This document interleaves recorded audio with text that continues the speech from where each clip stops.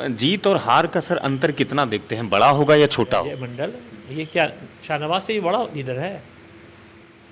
नहीं, असल में नीतीश के पीछे साजिश लगी हुई है। बीजेपी ये चाहती कि और इनका कद छोटा दल किया में जितने भी राजनीतिक दल हैं, उसके उम्मीदवार कहें या फिर नेता कहें, सब लोग यशस्वी प्रधानमंत्री नरेंद्र मोदी जी के हाथ को मजबूत करना है, 400 पार करना है, इस आधार पर वोट मांगा जा रहा है। यानी कि उसकी बड़ी उपलब्धि नहीं रही। 5 से 7 सीट 10 सीट मानिए बीजेपी को आएगी। हम सिटी टाइम्स की तरफ से आप सभी लोगों से, भागलपुर वासियों से आग्रह करते हैं कि 26 अप्रैल को आप घरों से बाहर निकलिए और लोकतंत्र के इस बड़े उत्सव में हिस्सा लीजिए और मजबूत सरकार के लिए अपना मताधिकार कीजिए। धन्यवाद। भारत के प्रधानमंत्री नरेंद्र मोदी के 10 वर्षों का कार्यकाल अब 2024 के लोकसभा चुनाव में उसकी परीक्षा होने जा रही है।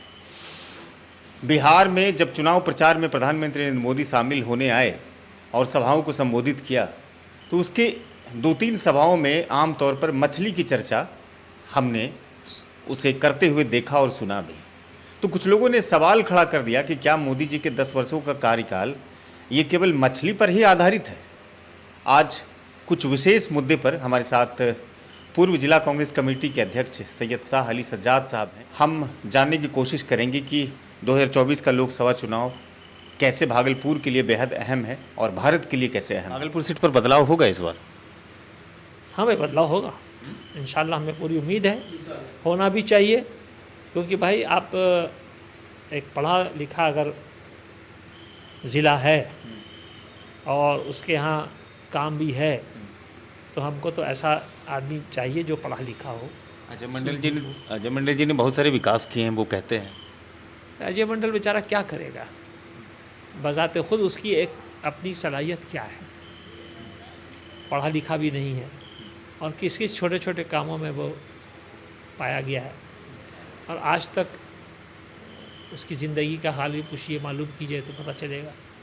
अच्छा, पिछले दिनों अजीत शर्मा जी से राष्ट्रीय जनता दल के जो अल्पसंख्यक प्रकोष्ठ के नेता थे, कार्यकर्ता, तो वो काफ़ी नाराज़, काफ़ी गहमागहमी हुई, काफ़ी वीडियो वायरल हुए। ये जो प्रत्याशियों के एक तरह की शिकायतें हैं प्रत्याशियों से, ये इस पर क्या है आपका एक तरह का नज़रिया, क्या दृष्टिकोण है आपका? ये सिर्फ पैसे के लिए है,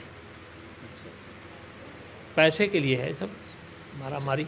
जो आरोप लगा रहे हैं वो सिर्फ पैसे का है। हाँ, पैसे का है और कुछ इसमें हकीकत नहीं है।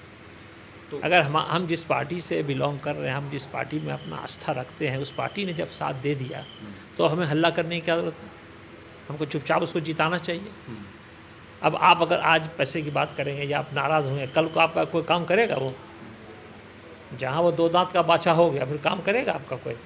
एक बैठक भी तो आप कोई काम नहीं लें, कोई पैसा नहीं लें या उससे कोई डिमांड नहीं करें, हमको इज्जत चाहिए, हमको ये चाहिए, हमको वो चाहिए, गाड़ी चाहिए, वो चाहिए, तो ऐसे में तो फिर कल कुछ आप जाइए कोई काम लेके, तो वो करेगा? कभी नहीं करेगा। आज एक बैठक भी, उसमें कहा गया कि अब अजीत शर्मा और जो नाराज कार्यकर्ता थे, नेता थे, उन सब के बीच में मिलाप हो गया, अब आगे काम करेंगे। वही मिलाप है, वही मिलाप है और कोई मिलाप नहीं है। अच्छा, जीत और हार का सर अंतर कितना देखते हैं, बड़ा होगा या छोटा होगा? अंतर बड़ा होगा। बड़ा होगा। अच्छा, कितने लाख वोट से या 1000 वोट से आपका अनुमान कहता है कि अजीत शर्मा जी जीतेंगे? करीब 50,000 से 1 लाख। 1 लाख के करीब। अच्छा, ये कहा जा रहा है कि मोदी जी की एक सभा होगी, मोदी जी की सभा होने के बाद जो नाराज लोग हैं अजय मंडल जी से, वो लोग फिर एकजुट हो जाएंगे और मोदी जी के नाम पर ही अजय मंडल को वोट करेंगे। कि भाई पिछले बार शाहनवाज बीजेपी से खड़ा हुआ था, क्यों हार गया? हारा ना भाई, क्यों हारा? लोग नाराज थे। हाँ सर, अब जैसे इतना बड़ा लीडर हार जाता है, ये कौन लीडर हुआ?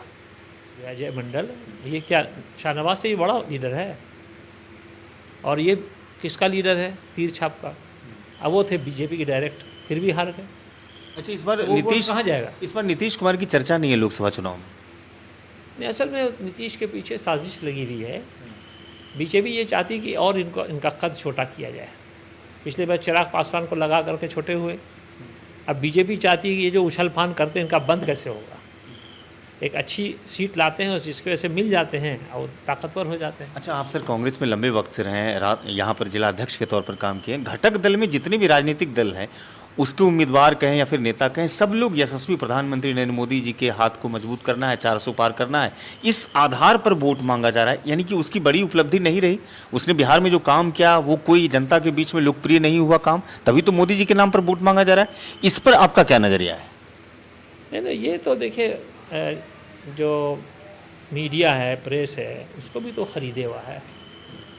बात फैलाता कौन है? तो ये जो उनके हाली मुहाली है वही ना उसको कह रहे ये 400 पार, और कौन कह रहा है? बिहार में सर कितनी सीटें आएगी? बिहार में देखिए जहाँ तक हमें अनुमान है 5 से 7 सीट, 10 सीट मानिए बीजेपी को आएगी। 30 सीट पर इंडिया गठबंधन? नहीं, कुछ नीतीश को भी आएगी। अच्छा, और बीजेपी को 10, तो 17 तो अपने पास रखी ही है सर। नहीं, 17 है ना, लेकिन कुछ जगह तो उनका प्रभाव बहुत ज़्यादा है, तो 5 से 10 के दरमियान हम कह रहे हैं। और नीतीश का भी यही हाल होगा, 5 से 10, यानी कि 20 सीट आएगा। आधा आधा मानिए, आधा आएगा, इंडिया आएगा इसको। सर शुक्रिया बातचीत के लिए और समय देने के लिए बहुत बहुत शुक्रिया sir. Thank you very much.